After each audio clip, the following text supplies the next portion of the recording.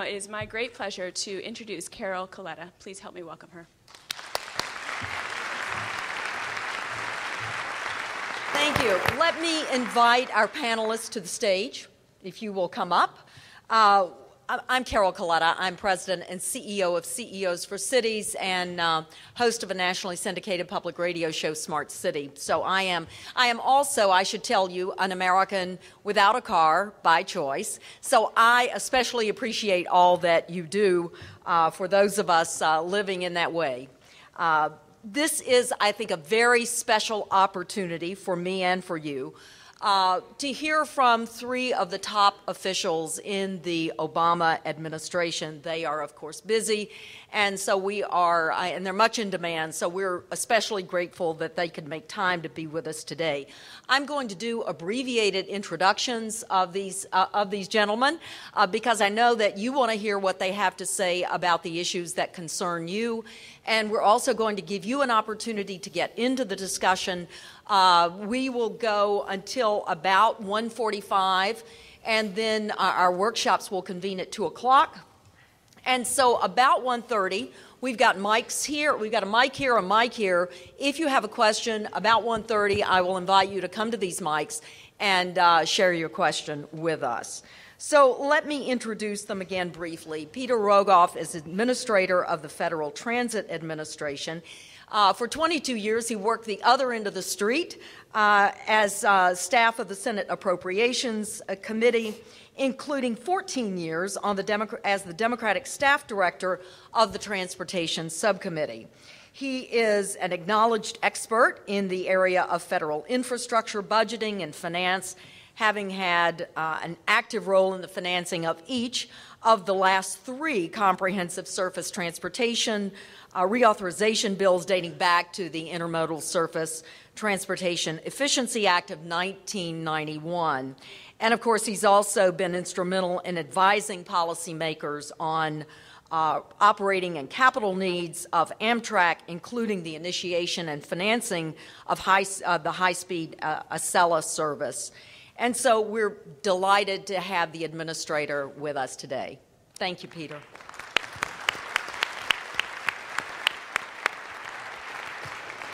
Ron Sims is Deputy Secretary of the U.S. Department of Housing and Urban Development. He is responsible for the day-to-day operations of that very big agency with almost $40 billion annual operating budget and 8,500 employees. He was, before assuming this role, he was the executive of King County, Washington. That's the 13th largest county in the country. It is the home to Seattle and Redmond and Bellevue, so you know who works in King County. And there he was noted for his efforts nationally on, among other things, transportation, climate change, urban development, affordable housing, and homelessness. So Deputy Secretary Sims has a long history now of on-the-ground work in a community, bringing all of these issues together. So I think that's to all of our benefit.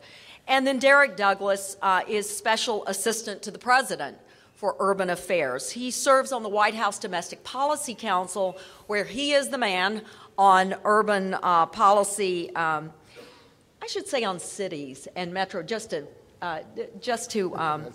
goad you a little bit, cities and metropolitan policy issues. Before assuming that role, Derek was working as the Washington counsel to New York Governor David Paterson and was director of Governor Paterson's office in Washington. And again, Derek, previous to that, was at the Center for American Progress. And so, again, we've got somebody who understands these issues and what they mean at a state level. So I think that, again, we have really nice perspective here. And Derek, I just want to start the questions with you. You have responsibility for convening the various departments to determine how they work together for urban policy and a unified urban policy and metropolitan policy. What are the goals that are driving those policy discussions you're having? What are you trying to achieve? Sure. Thank you, Carol, for that introduction. I want to thank the organizers of this conference for inviting me to be here today. And I got to tell you, since joining the White House in March, I've been to a lot of conferences, but this has got to have the most energy I've ever been to, this group right here. So I want to, it's really, it's exciting to see.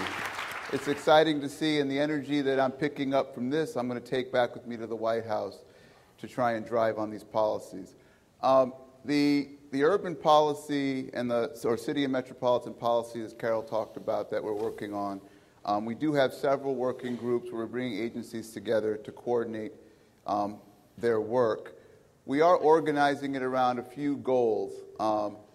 We are trying to drive federal urban policy towards making our cities and metropolitan areas more economically competitive, more sustainable, and more inclusive. And all three of those, to us, are central and integral to any complete policy that we have. So the way we're doing that, actually, we're organizing it around national goals, because one of the strategies we think needs to be more in federal policy is some national objective that the different agencies and the different programs and policies can all drive towards, and then give flexibility to folks on the ground and communities to define for themselves how best to reach those national goals. So we have working groups where we work actually with DOT, HUD, and EPA on sustainable communities. We have working groups on regional innovation clusters, which are about regional planning for economic and business development and workforce development that's connected through transportation and housing, as well as working groups on neighborhood revitalization, all of which transportation, transit, rail are just central components. It can't work without having a strategy on that. And the last thing I'll say is what kind of is the foundation for all of the things we're thinking about is that we have to have our policies driven by smart, integrated planning. Smart, integrated planning is the key, because if you don't have the vision for where you're going, you can't get anywhere. And so one of the exciting things, I think, and we'll hear more from the administration officials on the panel with me, is the efforts we're making to try and integrate planning at the federal level. So do you see now these goals as they are emerging? Where is then the connection with what people on the ground in local communities are going to see? How does that get pushed through and to local communities? To me still? You know what? Anyone on the panel who wants to take it. Derek, if you want to begin. Well, economic competitiveness, let's just take that. That happens to be one of the principles in the Sustainable Communities Partnership. What that looks like is, in order to have a community or a city or a region more competitive, it's about efficiency and access. So what that might look like is having more transportation and transit stops closer to where the businesses are located and the jobs are located. Where housing, so people can get to work more quickly.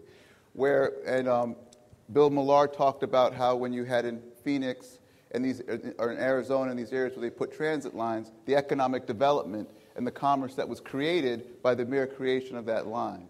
Those are the types of things that from a physical standpoint it looks like, but the result is a more competitive economy for the region. Mm-hmm. Thanks, Derek. Would either of you, Deputy Secretary or Administrator Rogoff, would you like to comment? Well, I would comment that you asked specifically, how does someone really, if you will, at the street level actually see the fruits of the effort? And I think some of the things that you'll see, we've got a lot of things that are being deployed now, as Bill Millar pointed out, but as we plan projects going forward, and especially in transit investments, I think if you look at especially the economic development that we are working to create around those transit investments, you're going to see a different array of investment that makes sure that affordable housing is preserved or affordable housing is created, as opposed to just building the investment knowing, as we have and we've seen in great many other cities, that when you deploy a light rail line, the investment comes. The kind of things we're now seeing in places like Salt Lake, John English is here with us today, is to make sure that it's a development that serves all communities at all elements of the economic scale, and basically a word we don't talk about a lot these days, but that gentrification is not an elemental part of transit-oriented development. I think that's what they'll see in investments going forward. Deputy Secretary Sims. The, Well, applaud. If you like that, go ahead. I think in all of our 2010 budgets, there's a series of pots of money that'll be out. First of all, we'll insist on regional planning. Normally, we always say the jurisdictional by jurisdictional issue doesn't work. You know, we know that clean air, polluted air doesn't stop by the city boundary. We know that, so we're basically, or poverty doesn't, crime doesn't, health issues don't. So we're going to be asking for regional plans, and we're going to basically do two things. One, fund technical capacity for that, and then basically say, give us the plan. The others are that when we begin to coordinate our grants, the deputy secretaries between at HUD have met with USDOT's secretaries and administrators, and the idea is to coordinate our investments so that when we talk about, and to be actually involved in the, for instance, the grants coming out of USDOT, our people will be participating in that grant process and reviewing grants as well. Under our grants, they'll be doing the same thing, so that we'll have USDOT and EPA and ours, and then sometimes DOE, sometimes CDC, and sometimes Department of Energy, depending on the nature of the grant. And the idea is for us to share common expertise, to basically cross-pollinate each other's policies so that we continue to talk, so that when we have a transit investment coming out of with funds from the U.S. Department of Transportation, we also can coordinate our HUD grants. So we'll begin to marry our interest with theirs. There will be several things that we will do. One is because, and it's going to be really critical to us, we have looked at the data on the pattern of investments in transportation and simply said there are communities that are forgotten. But out of those communities, we know we get disparate outcomes. We know we can predict morbidity rates by zip code. We know we can predict long-term earnings of children by zip code, illnesses by zip code, the treatment of illnesses by zip code. And part of what we're saying is that zip codes in the future will be an address but not a life outcome. And so we want these tools to benefit everybody. The other is that we want to reduce our impact on global warming. And we know that our ability to coordinate is really key. The president has said that we have all the scientists agreeing that we're in a period of global warming. There are those that dissent, but they are the flat worlders. And but we're saying that we have an obligation to reduce our impact on global warming, not only for us, but future generations, which require us now to build out sustainable and livable communities with integrated transportation systems, integrated planning, integrated housing. And then we also realize that by doing that, we have another outcome, which is that we're going to have national health care, because great countries provide health care for their citizens. And the discussions that we're having with USDOT and ourselves and with the White House, because I can say to us, they're on it. I mean, they're in a way that's refreshing, is that we can, with sustainable communities, with integrated housing and transportation investments, we realize that we can reduce healthcare costs, because the built environment is the second greatest factor in terms of health outcomes, your personal lifestyle, and then whether or not you can commute. On public transportation, commuters on public transportation have much better outcomes than people who are driving in congestion. Going into a healthy neighborhood where you might have parks, where you might have your trails, bicycle trails like I love. We didn't talk about bicycle trails, but bicycle trails or walking trails, all those things, good educational systems, all of those help. That we realize that we're rebuilding communities. So HUD's position is that we're no longer a housing agency. We are a community development agency.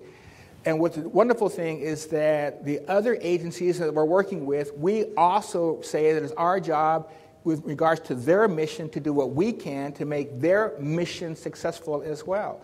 You can't build transit systems without people living nearby. So we said, good, we'll build those systems. We'll build that housing. You build the system, we'll build the housing, everybody wins. Your comments have raised a couple of questions for me. Uh-oh. No, that's good. And one of them is this. You talked about the ability to coordinate housing and transportation decisions to reduce climate change. And Administrator Rogoff, you know that we can provide transit more efficiently in compact development. Mm-hmm. So do you see that compact development, for instance, will be rewarded in the way you invest in communities? Yes. Well, I would say yes, but we have more work to do because, frankly, when you really look at how our vision is emerging, a lot of the leadership on this is not coming from just talking heads with big titles who now are in power in Washington, D.C. The leadership has been coming from communities showing us how it can be done correctly. When you look back at I think about Ron Sims. And my initial dealings with Ron Sims is when he was a board member of Sound Transit, and also an executive having a lot to do with King County Metro in King County. King County has already shown us through how they've deployed Hope 6 projects in combination with transit investments how to do this right. And it came well before the Obama administration came in. These visions were developed there, and they're teaching us. I think we have more work to do at the FTA, frankly, with our own process by which we decide what major investments that we're going to make, in terms of recognizing that the selection processes we have are actually friendly to and supportive of denser development. Because right now, we have a decision process that, by everyone's admission, takes far too long, is far too complicated, and frankly, results in some truly perverse results in terms of which what we reward and what we don't. We'll note that Grace Cronican started the applause. So the point is that we are in the midst right now of a very introspective process on how we reevaluate and what kinds of projects we prize, and what kinds of and how we make sure that projects that we prize also have the technical capacity and the financial capacity to actually build them, and build them within cost and within budget. We are in the middle of that now. It is something that both Secretary LaHood and I am committed to. The inadequacies of our current process was probably the single issue that came to me most commonly going through the Senate confirmation process for this job, and it was the transit issue that Secretary LaHood heard about most frequently. So on that, I'm just going to ask you to watch this space. It's something that we're in the midst of working on and sharing with our other administration partners, and we're going to make progress on. Do you have a sense of the timing?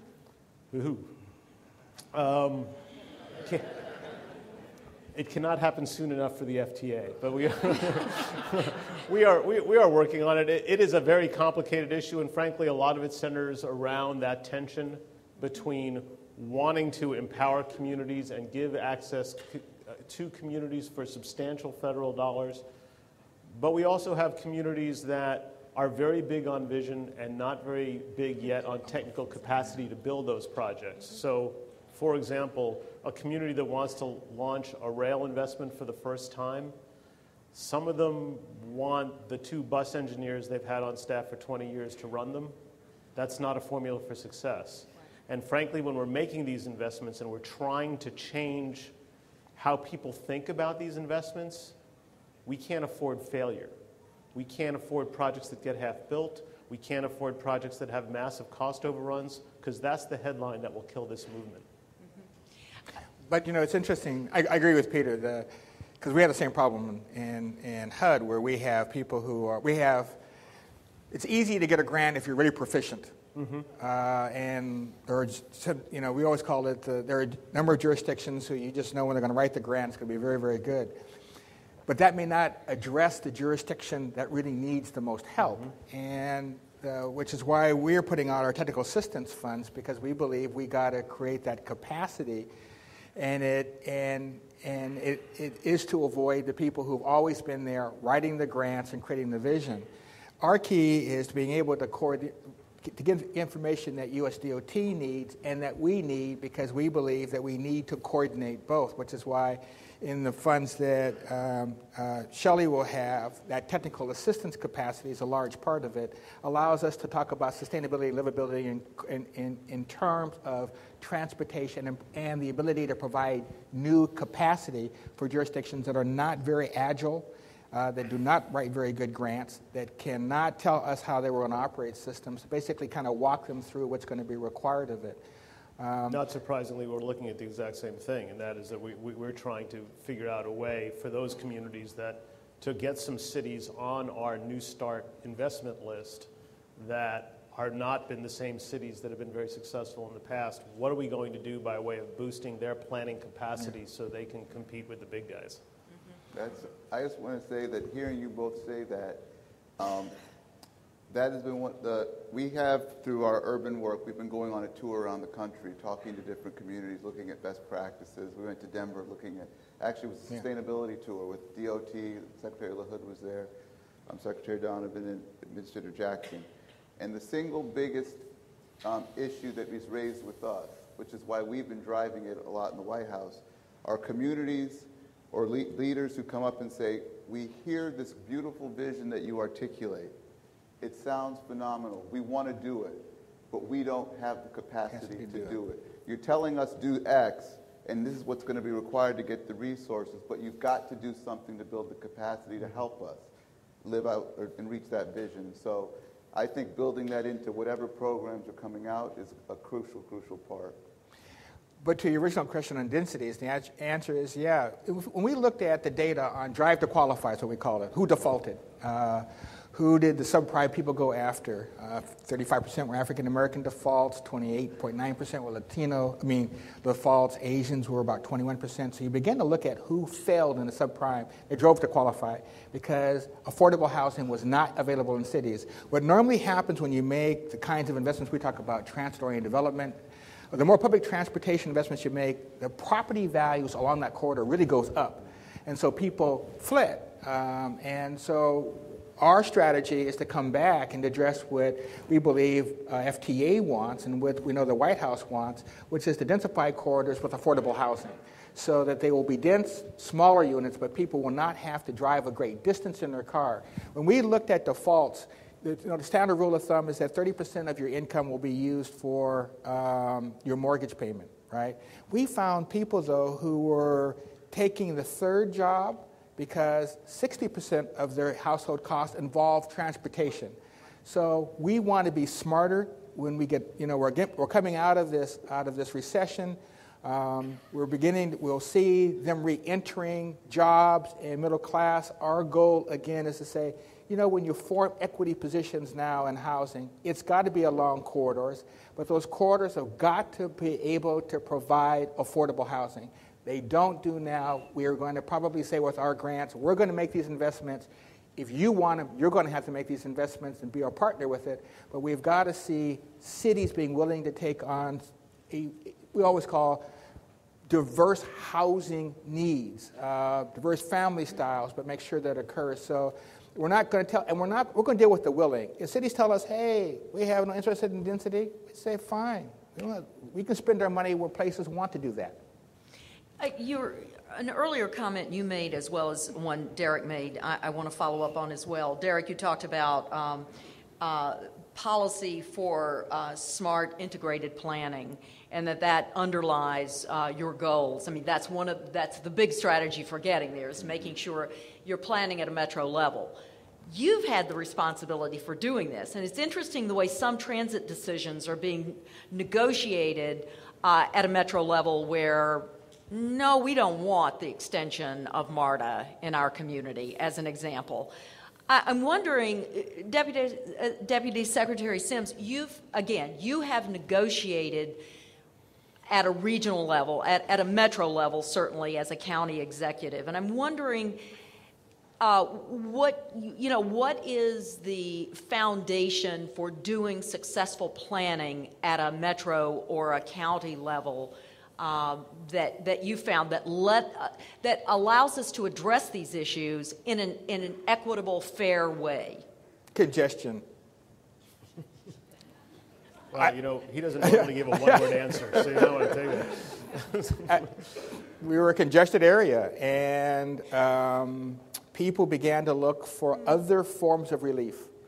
So if you look at what we did in King County, it was, we had Metro buses was one of the fastest growing systems in the United States, and a large one to boot. And so people wanted that bus service. People wanted light rail. People wanted, which has stunned everybody, variable tolling on highways so that the true cost of transportation would be borne. And so it was easier to integrate that. So what we did is said, here are some choices you have. And we found that there were, if you build it, they came. But the key was for it to be integrated. People wanted to make sure that the connections work between neighborhood and cores. Light rail is a spine. Bus rapid transit is a quick part of the rib cage, as are buses. People who wanted bicycle trails, it wasn't easy to get a hold of those. But what drove it all was that people were sick and tired of sitting in congestion. And they have now concluded that public transportation is a preferable option to congestion. And then we looked at core cities. Bellevue, for instance, which saw itself as a bedroom community, its central downtown became a place to live. And it exploded in condominiums because it was easier to go to work, whether you went to Redmond's high-tech corridors or to downtown Seattle by bus.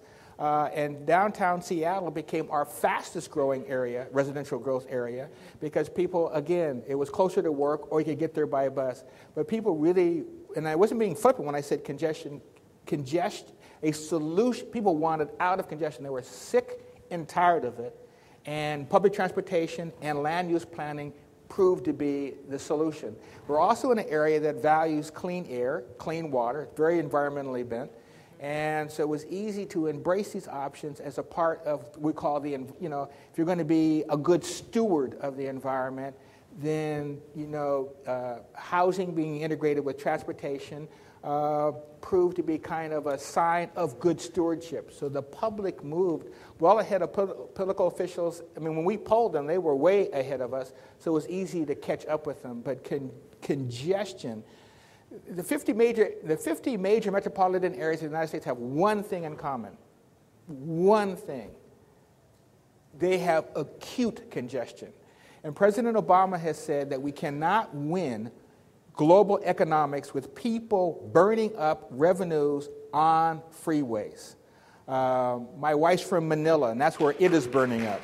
And so I think what we're seeing on the transportation side from Secretary LaHood and Peter and in the DPC office, particularly with Derek, is this issue about if we're going to be globally competitive in the 21st century, how we live has to be much different. How we transport ourselves have to be much different. So we're going to have densities and integrated transportation as a way of sustaining our competitive advantage in the world.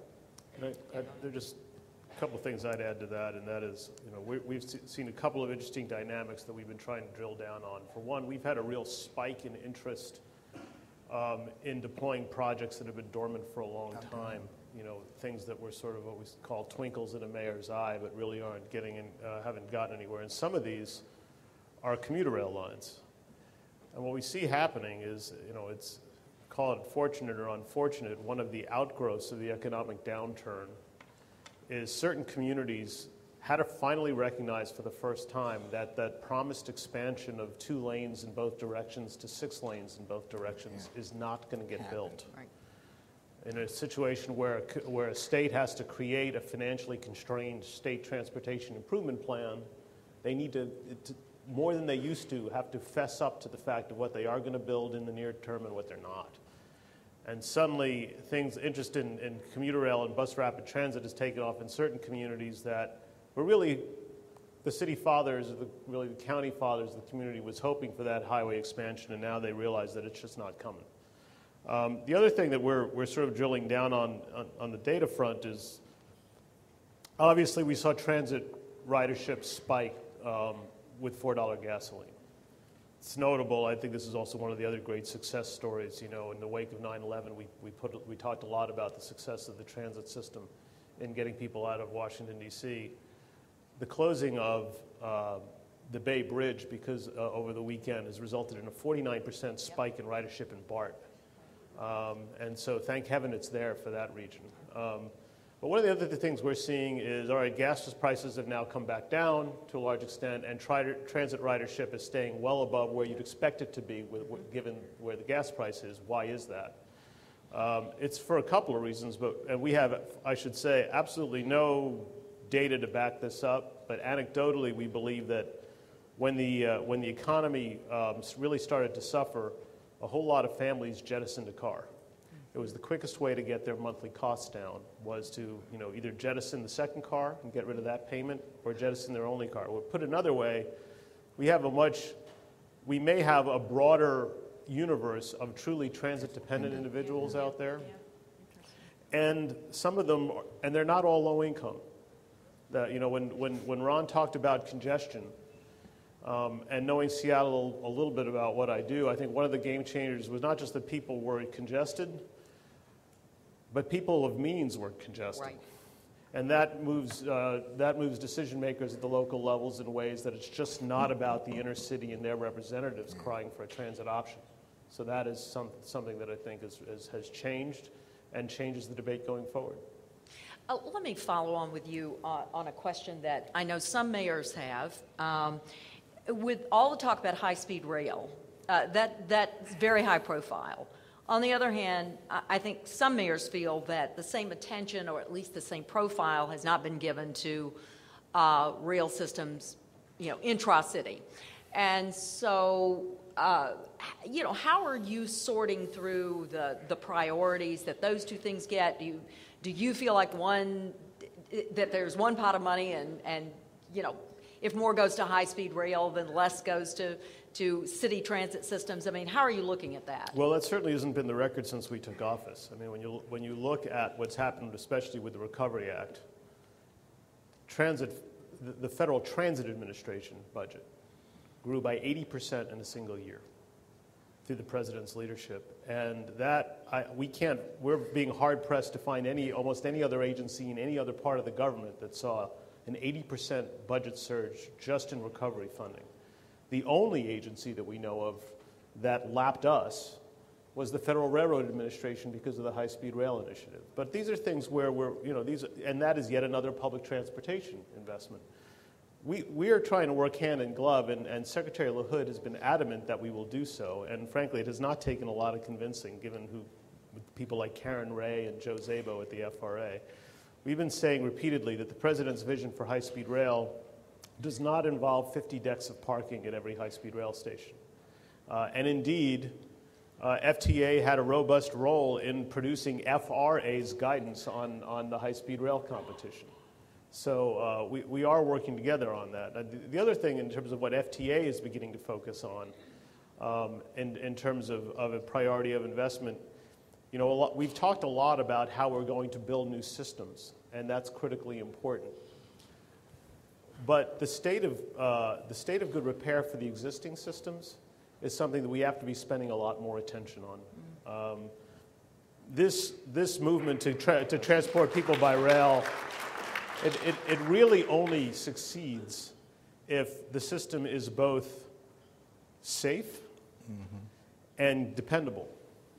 And one of the things that we are seeing, and not only in tragedies like the WMATA crash in July, but just sort of across the system and in other incidents, is that even our newer systems are getting old. WMATA, when you look at our urban rail systems, is considered one of the newbies, but the Red Line is 30 years old. And one of the things we know is in some ways Governor Dukakis talked about the interstate system and how that developed sort of versus our system. The reality is in some ways we are starting to resemble the interstate system, and that is we captured enough monies to build things out, but we are not capturing adequate revenue streams to maintain it to the extent that we need to now maintain it. So this is not just about maintaining a rural highway bridge. This is about making sure that never mind new transit systems, that the transit systems we have in place right now that thousands and thousands of people depend on will be able to continue to run with the frequencies that we expect. That's even before we talk about increased frequencies. So we are very focused both on the state of good repair of the existing systems and actually taking a more robust and aggressive approach to ensure at a federal level that those systems, which are safe now, continue to be safe going forward. Let me ask each of you to address a question, and Derek, I want to start with you. What are the biggest hurdles that you face in getting done what it is you want to do? I think that the main thing that we're trying to bring to at the White House, and this comes directly from the president who spoke about it last year, he spoke about it again this year, is to try and be supportive and help to drive the integration among the agencies. And the willingness on the part of the agencies is the easy thing. From the leadership on down, when we have these meetings, everyone wants to find ways to work together. The biggest hurdles that I've been encountering are that many times the rules, the legislation that underpins the policy doesn't always lend itself to easy integration. Whether it's two separate planning systems that are built into the program, whether they're different timelines for when notices go out, whether there's limitations on the use of the funds so that it can't be blended as well.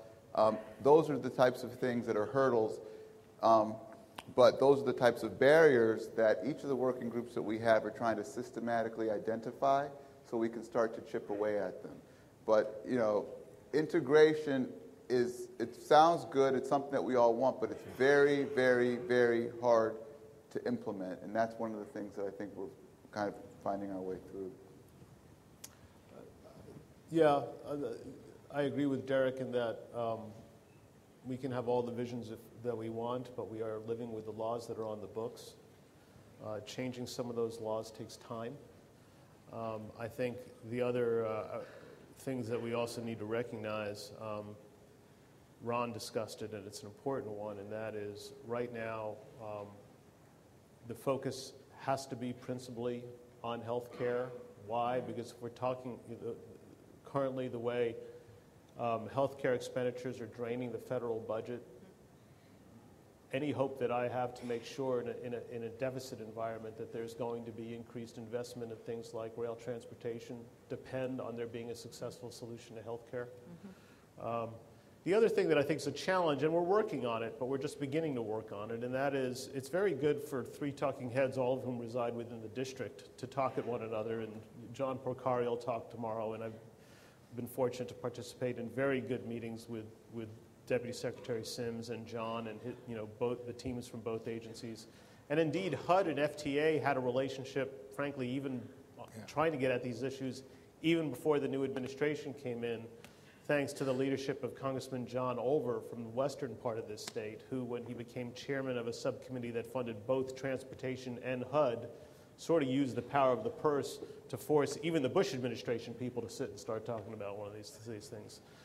But one of the challenges we have is to make sure that the message gets outside the Beltway and gets infused down to the city-based and regional offices that actually interface with the cities and interface with the transit grantees on a daily basis. I was just meeting, it was funny, when I ran into Shelley outside the hotel this morning, and we were both going to do the same thing. I was going to meet with my Region 1 staff, some of whom are here, who are the folks who really interface with all of our transit grantees here in New England. And Shelley was meeting with her local folks. And they're really the people who interface and deal directly with planners at the community level and trying to give them the resources and the vision to think perhaps a little differently than what they were doing before. We can talk all we want in Washington, D.C. It's about how we translate it and successfully get it out to the people at the community level that will determine whether we're successful. Before you speak, let me make an announcement. It's right at 1:30. We're going to take questions right after this. However, if you are attending a mobile workshop, they are still going to leave at 1:30. So I hate to have anyone leave, but I did want to let you know that it's right at 1:30 now. So if you have a question, if you'll move to the microphones, if you have a mobile workshop, leave the room. And now, Deputy Secretary Sims, I want to hear the challenges that your biggest challenges. They're all leaving. No, I'm so sorry. No, I'm fine. I was just joking. I wasn't. I think I think we're pretty optimistic about resolution of the health care. The cost issue will continue to linger, and we're going to have to work in that environment. But if you're asking me what worries us, USDOT and HUD are working remarkably well together, quite frankly. The White House has overseen that, have endorsed it. When we meet with Derek, we've got to go through what we've accomplished. I mean, there's a lot of agreement. There's Office of Management and Budget, for the first time that any of us can remember, asked us to attend each other's budget hearings in front of them to make sure that when we were saying that we had something in common with USDOT, we actually had something in common with them. But in the end, I can tell you where we have no pressure from. One is we know that there's going to be a reauthorization bill sooner or later, and that's going to require a lot of people to organize and be active in defending the president's position. Two, I think we call the local regional governments, the expression of why the built environment and transportation and clean air, clean water, clean land should be an integrated theme is going to be important. So we can agree to all kinds of, we can have, which we will have, a lot of agreements in Washington, D.C. Our regional offices will begin to coordinate theirs. But the issue is going to be bottom-up pressure, and that's where I think the advocates and people in this room can make an incredible difference. Because silence is not a friend of ours at the moment. It's going to be people determined to see it happen that'll make a difference. And you don't have to persuade HUD or the president or USDOT. It's going to be members of Congress, and it's going to be local business people, local elected officials. Terrific. All right. We have a lot of questions. We only have 15 minutes, so I'm going to ask you to keep your question very short. I'm going to start here, and we'll just alternate. Go ahead. Hello. My question relates to, we're talking about transit, healthy neighborhoods, making sure the folks who are there benefit from it, and economic development. I haven't heard anything about the small business piece, the real economic engines of these neighborhoods, and how we can preserve those who are, or help those who are there stay through the construction periods, and how they can be a part of economic development. We can talk about all the density of housing. No, that's... Thank you. I'd like to hear about that piece. Good. Good question. Thank you. Who wants to take that? The only thing that I could say is we are very noticeable about, not just in small business in terms of having to endure a construction period. The real successful ones are where small businesses actually take on some responsibilities themselves to get them to recognize that they're in for a great potential benefit once the transit investment is made. You know, Portland has done some extraordinarily innovative things as far as doing the outreach in advance to small businesses. Portland's not alone in this regard. And I am trying to sort of develop a system by where we can get best practices out there to those other cities and maybe get some of the business people from a successful community out to another community that is contemplating the build, not just, frankly, to neutralize opposition from business, but to convince them that it's really in their interest to invest and recognize the long-term benefit that they're going to get from that. But the reality is, it's if hard. people can't get to your front door, It and you have no staying power. And there's a variety of mechanisms to do that, and none of them are easy. And some of them involve direct financial assistance. Some of them involve, relocation in some instances. It is not a hard question, but whenever you displace the environment, you're going to upset someone's existing apple cart, and you just need to work at mitigating that. Mm-hmm. Okay, we're going to go over here. Yes. Yes, hi. I wanted to pick up on your comments, Undersecretary Sim, on reauthorization, where I think we actually, for the first time in a long time, have an army of advocates who are getting ready and are weighing in on the next transportation bill, but Congress and the administration has been very distracted for good cause. So I'm wondering at what point we actually may see the administration weigh in or begin to weigh in to give some direction for the next transportation bill so that it does reflect these things, not just have an Office of Livability and Federal Highways, but have a livable transportation program at the federal level. So I'm wondering if you could speculate on that. Great question. Right after we have a health care bill and a global warming bill. I think the real issue is I think the president has got a lot of input from the departments. We've been sending those to DPC. There's been a lot of discussion going, and when the president chooses to go forward on a reauthorization bill, we're not given the date. We are to give our ideas and our designs and our issues to DPC, and we've done that. So what I would say to that, because it is a very good question, and just to reiterate, the president and this administration really views this transportation reauthorization as a moment for an opportunity for transformative investments.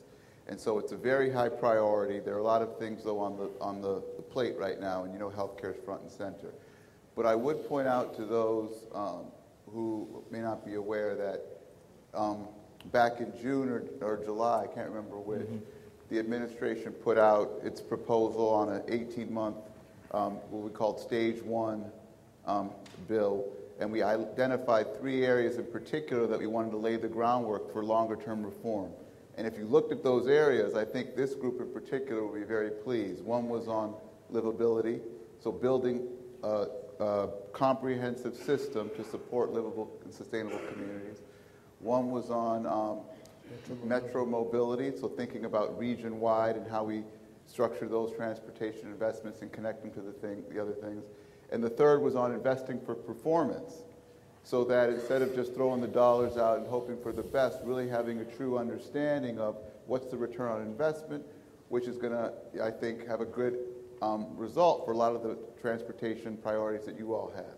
So we put those out there. We thought that it would have been a good idea to start with those, because there's a lot of capacity and things that need to happen to really lay the groundwork before you have a huge investment. Right now, they haven't been taken up so far. We've been in an extension period, but I think that the administration's commitment to doing something in this bill and doing something transformative is definitely there. Okay, right here. Hi, I work for a nonprofit called Houston Tomorrow, and in Texas we have the 4th and 6th largest metropolitan regions in the country, and both Houston and Dallas over the last 10 years have been moving in the direction of the livable communities work that you guys are doing, especially at the MPO level, while the state has not.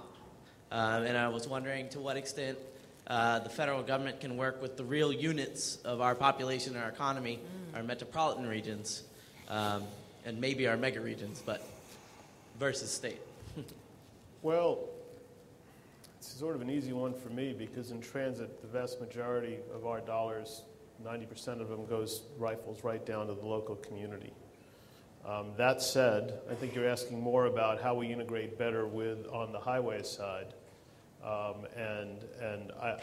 We are trying to make progress, and I think that really is an issue. And give credit where it's due to Chairman Oberstar. Even in his vision in a reauthorized highway program, he is looking to infuse a lot of these principles in it to get state DOTs to think differently than they have on some of these investments. So it probably will require. Certain states obviously are more forward-leaning than others, but it probably would require reauthorization to really move the federal aid highway program in a direction that really integrates this. All right, we've got time for about 2 more questions, real quick. Okay. Older systems have historically underinvested in maintenance, which speaks to state of good repair. Yet MPO's fiscally constrained plans that are put forward, which are 20-year plans, are required to, my understanding is, to report on historical investments. And since those have always been underinvested in, if has been any thought in terms of global competitiveness, putting in another category that's actual need that will maintain a state of good repair. So you have the fiscally constrained based on historical, and the actual what's needed to maintain the assets. Well, we're coming at the state of good repair issue in a variety of ways. One, we frankly recognize that we, even at the FTA, don't collect adequate data to really assess what the state of good repair of each system is. Among the other things we're looking at, it's a very tough one for us, because on the one hand, we're an administration that wants transit agencies to build out more transit options, including rail options. At the other hand, what do we do about the systems that simultaneously want to build out and expand their footprint when we know they're not adequately investing in their current footprint? one of the issues that we're looking at is sort of as a first step, is a situation where we insist that in expanding the footprint, we do no harm. We don't worsen the ability to, the overall, if you will, deferred maintenance picture. We did a study that showed, I think probably a lot of you have seen this already, but a state of good repair study that just showed the seven biggest rail systems that carry about 80%. We're looking at a deferred backlog budget of some $50 billion. And we just sent out notices to expand the universe of that study so we have a bigger picture. But one of the things we're looking at is perhaps some mechanisms where when we make the initial investment in expanding the footprint, there is some kind of guaranteed mechanism to make sure that there will be a continuing stream of revenues, either through a sinking fund, which is what they did in Portland for the transit mall, or some other mechanism to make sure that it's not just that they'll have enough to maintain it for the first 10 or 20 years, but we know when the maintenance bills really come due in year 25, 30, 35, 40, that they have a way of attacking that too. Now, your issue about putting it through regular reporting is an interesting one. How we mandate that be part of the STIP is obviously a tougher twisting of arms, but it's something worth looking at. All right, you have the last question, unfortunately, and we'll need a short answer, so go ahead. I'm an inventor. 6 years ago, I was told that most transit inventors take their inventions with them to the grave. That was 6 years ago. I want to know how the government plans to outbid this rather weak competitor. How the government, do you understand the question? I do not. I don't didn't hear understand the question. Okay. Hole in the cemetery grounds. Wait, say that again. What's the question? Just focus on the question. We invent things, but how are you going to do anything about it? In terms of deployment? Yeah. In terms of getting them out of my mind or anyone's mind and in use. Well, I mean, I think really, I mean, this is not going to be some. We do have a research and innovation element of the FTA where we try to identify innovative technologies and get them developed to the point where the transit agencies themselves can use it. TRB has much of the same. Whether those programs are adequately funded is a very debatable point. But the other thing is, I think when you'll find if in states, communities, and the federal government build out additional systems, they're going to be looking for ways to make those, state of the art. And where good inventions are out there, I think they'll be captured. I hope they'll be captured. Please help me thank our panel.